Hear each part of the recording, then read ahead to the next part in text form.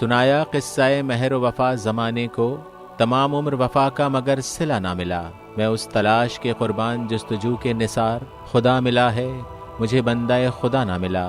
آزادی ہند کے عظیم قومی رہنما سائیں جی ایم سید، جن کی ساری زندگی انسانی حقوق، جمہوریت، سیکولرزم اور سندھ کی آزادی کی جد و جہد سے عبارت تھی، شاعر کے بیان کیے گئے اس دکھ کو اس دار فانی سے دل میں سموئے سدھار گئے کہ انہیں حقیقی انسانیت سے آراستہ خدا کے بندے کبھی میسر نہ آ سکے۔ آپ ایک ویژنری رہنما تھے جس نے 14 سال کی ابتدائی عمر میں بحیثیت ایک کارکن اپنے سیاسی کیریئر کا آغاز کیا۔ 1937 میں پہلی بار سندھ قانون ساز اسمبلی کے رکن منتخب ہوئے اور 1938 میں آل انڈیا مسلم لیگ میں شمولیت اختیار کی۔ 1940 میں سندھ کے وزیر تعلیم بنے۔ برصغیر پاک و ہند کے عظیم رہنما سائیں جی ایم سید غلام مرتضیٰ شاہ سید محمد شاہ کاظمی کے گھر 17 جنوری 1904 کو سندھ کے ضلع دادو کے گاؤں سان میں تولد ہوئے۔ نہایت کم سنی میں یتیم ہو گئے اور پھر جو کچھ بھی سیکھا اپنی محنت و ہمت سے سیکھا اور ایک عالم کی معلمی کی۔ آپ کو سندھی اور انگریزی زبانوں پر دسترس حاصل تھی۔ اس کے علاوہ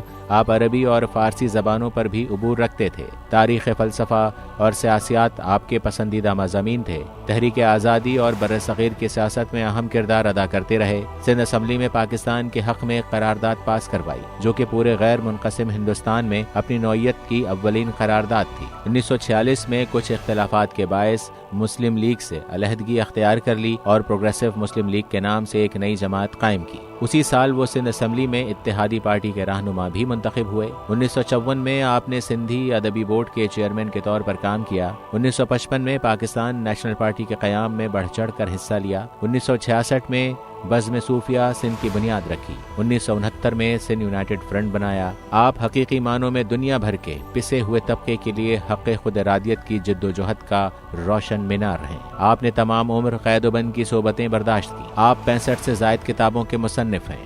آپ کی اکثر تحریرات سندھی شناخت، تاریخ اور سندھ کے سیاسی حالات کے حوالے سے ہیں۔ سائیں جی ایم سید کے خیالات دنیا بھر کے ادیبوں، شاعروں، رہنماؤں اور سماجی اور مذہبی کارکنوں کے لیے مشعل راہ ہیں۔ آپ کا انتقال 1995 میں قید کے دوران ہوا۔ کچھ ایسے بھی اٹھ جائیں گے اس بزم جہاں سے تم ڈھونڈنے نکلو گے مگر پا نہ سکو گے۔